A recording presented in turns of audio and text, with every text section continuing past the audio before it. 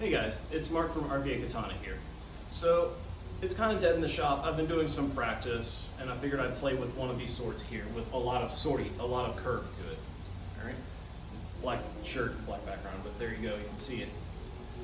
And it got me thinking, a lot of people seem to think, doing bato noto or even just the noto itself is going to be really difficult with a super deep curve.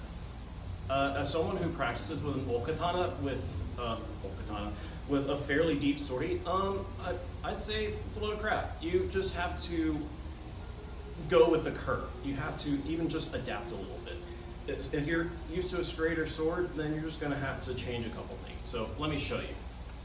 Right, so if I choose to do a cut, so say we're doing bato noto, right?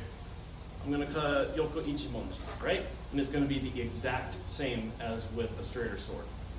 Boom, right? That was a bad yoko ichimonji, but you get the idea. I'll do it again, all right? Boom, all right?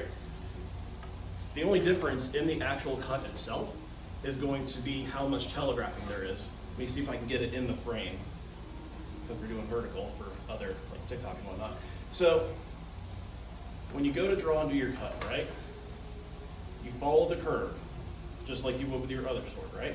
And once your kisaki gets into the koiguchi, then you pick your cut. Now, the only difference here is going to be the amount of telegraphing that's being done with your nukitsuke. Am I going to do that one? Then you're not going to see much, right? But if I decide to go gyakukesa, you're going to see the blade turn a bit more, right? That is, of course, unless your nukitsuke is very good when you're out here and you just boom, right? So that's really the only difference there. Now when it comes to noto, again, it's just going with the curve. It's dead simple, guys.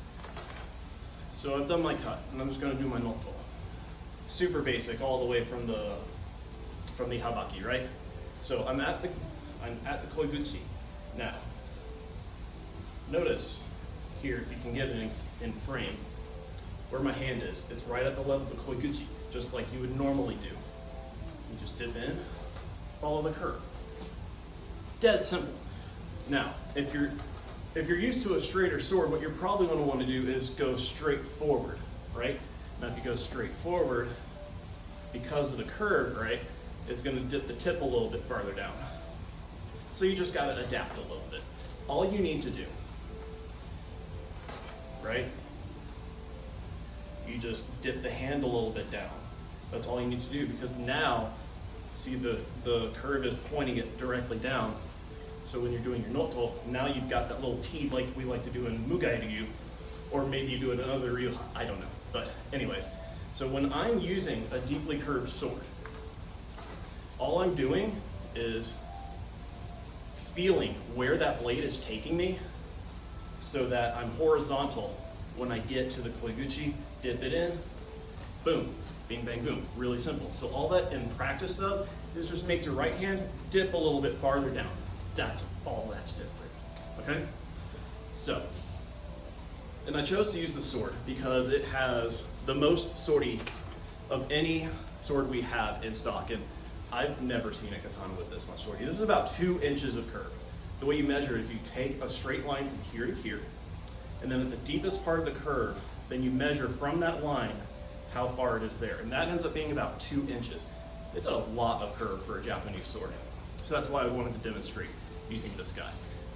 Your noto and your form, it's really not going to change all that much when you're using a super deep sword. So definitely give it a shot. It's a lot of fun, especially when you're training in your kata, because you can feel that tip trying to drag it down. So you can do all these really crazy whippy motions because it feels so natural and it wants to self-correct itself like a sail. It's really good stuff.